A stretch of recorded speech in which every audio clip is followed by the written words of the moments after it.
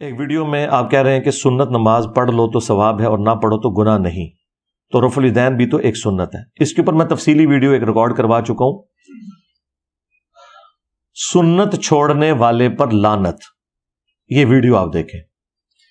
رفع الیدین جو سنت ہے نا، یہاں سنت سے مراد طریقہ ہے، جو نبی علیہ السلام کا طریقہ چھوڑ دینا وہ لعنتی ہے، سیدھی سی بات ہے۔ ایک ہے الگ سے کسی چیز کا سنت یا نفلی ہونا، یہ بالکل اور بات ہے۔ جب آپ نماز پڑھتے ہیں تو نماز کے اندر آپ جتنی ایکٹیویٹیز پرفارم کرتے ہیں وہ سنت طریقے پہ ہیں، اس کو جو بھی بدلے گا نا وہ فرض نماز کے اندر کوتاہی کر رہا ہے، سنت نہیں چھوڑ رہا، وہ فرض کا حلیہ بگاڑ رہا ہے۔ پھر رفع الیدین سے ہی چڑ کیوں ہے؟ پھر پہلا بھی نہ کرو، ڈائریکٹ جا کے اللہ اکبر یوں کرو، وہاں تو کوئی نہیں کرتا۔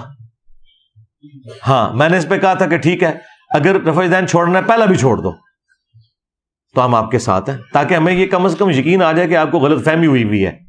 یہاں ہمیں یہ یقین ہے کہ آپ دو نمبری کر رہے ہیں، آپ کو پہلے کے سوا جو باقی ہیں ان کے ساتھ چڑھا ہے، تو یہ بات ہے۔ تو جو نبی علیہ السلام نے سنت یعنی طریقے کے طور پہ بات تعلیم فرمائی ہے فرض کام کو پورا کرنے کے لیے، وہ اسی کے اندر داخل ہے، اس کو آپ سنت کہہ کے الگ نہیں کریں گے۔ اور رہ گیا جو نماز کے ساتھ سنتیں ہیں، وہ فرض نماز کا حصہ ہی نہیں ہے۔ مسلم میں واضح حدیث ہے، اما عائشہ سلام اللہ علیہا سے کسی نے پوچھا کہ نبی علیہ السلام کی نفلی نماز کتنی تھی، اور نفل پتہ ہے عربی میں کس کو کہتے ہیں؟ فالتو، فالتو، ایکسٹرا۔ تو اما عائشہ نے پتہ کیا فرمایا؟ نبی علیہ السلام میرے حجرے میں 4 رکعتیں پڑھتے نفلی، یعنی فالتو، جسے آپ سنت موقدہ کہہ کے فرض بنایا ہوا آپ نے، اما عائشہ اسے فالتو کہہ رہی ہیں۔ یہ سنت کی ٹرم فقہا کی ہے، حدیثوں میں صرف نفلی ہے۔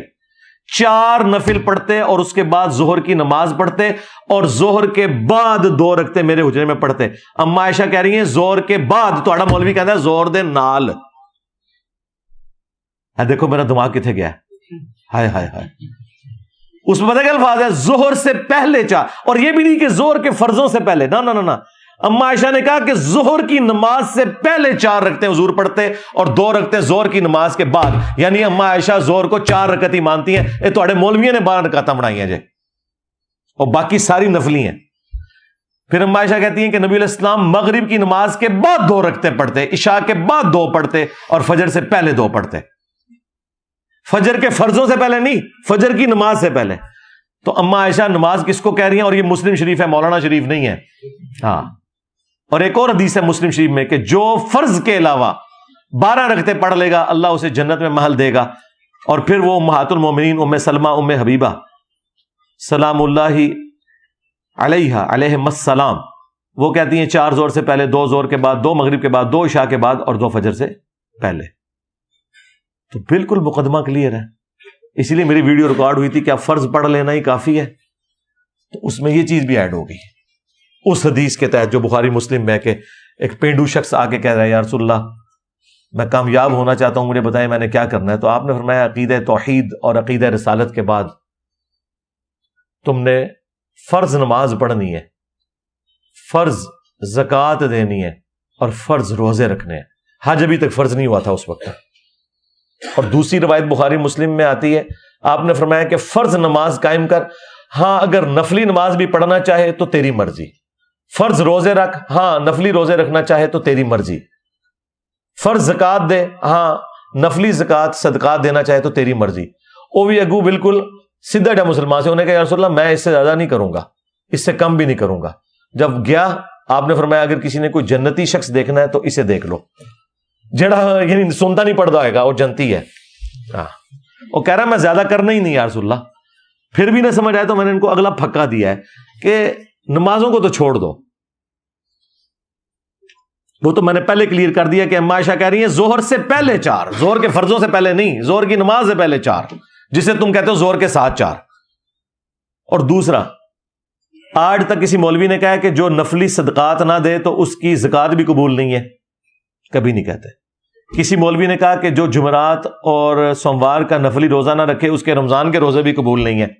نہیں کہتے۔ تو نمازوں کے ساتھ جو نفلی نمازیں ہیں ان کو کیوں اس کے ساتھ جوڑ دیا ہوا ہے؟ ادھر کیوں آگے کہتے ہو کہ جی جو یہ سنتے نہ پڑے اس کی نماز بھی نہیں ہے؟ اس سے بڑا جھوٹ جو تراویح نہ پڑے ادھر روزہ ہی نہیں ہے۔ اور منوسو بقول مارے مصباحی صاحب کے منحوس کولو ہی گلاں بنائی نے. قرآن و سنت تو بالکل ان چیزوں سے خالی ہے. یہ ان کی اپنی ذاتی تعلیمات ہیں ان کے بزرگ بابوں کی. ایک ویڈیو میں آپ کہہ رہے ہیں کہ سجدوں میں رفع دین کرنا صحابہ سے صحیح سند سے ثابت ہے, تو پھر آپ اس کی ترغیب کیوں نہیں دیتے؟ جی دیتا بھی ہوں, خود کرتا بھی ہوں, لیکن نبی علیہ السلام سے نہ کرنا بھی ثابت ہے اور آپ کے صحابہ سے کرنا بھی ثابت ہے. ہم دونوں پہ عمل کرتے ہیں. اور اگر کوئی کہے کہ یہ دو چیزیں کس طرح ہو سکتی ہیں, جی دو ہیں نا. بخاری میں ہاتھ کندھوں تک اٹھانے کا ذکر ہے اور مسلم میں کانوں تک. دو چیزیں نہیں ہیں. ہاں, نبی علیہ السلام سے ہاتھ باندھ کے نماز پڑھنا بھی ثابت ہے, ہاتھ چھوڑ کے بھی. یہ دو چیزیں نہیں ہیں, تو یہاں پہ بھی دو ہو سکتی ہیں, کوئی مسئلہ نہیں. آپ ہر دوسرے مسئلے میں جوید احمد غامدی سے اختلاف کرتے ہیں. میں تو ہر دوسرے مسئلے میں کرتا ہوں. تواڈے مولوی تے غامدی نو کافر کہندے نے. آپ نے چند دن پہلے ایک انٹرویو میں کہا تھا کہ موجودہ دور کا سب سے بڑا عالم جاوید احمد غامدی ہے, اس لیے کہ جاوید احمد غامدی صاحب نے ختم نبوت کے حوالے سے جو عقیدہ اڈاپٹ کیا ہے وہ ایکسٹرا آرڈنری ہے. چشتی رسول اللہ, اشرف رسول اللہ, اگرچہ اس کے حق میں انہوں نے اس درجے میں ویڈیو ریکارڈ کروائی کہ وہ بابوں کو غلطی کیوں لگی.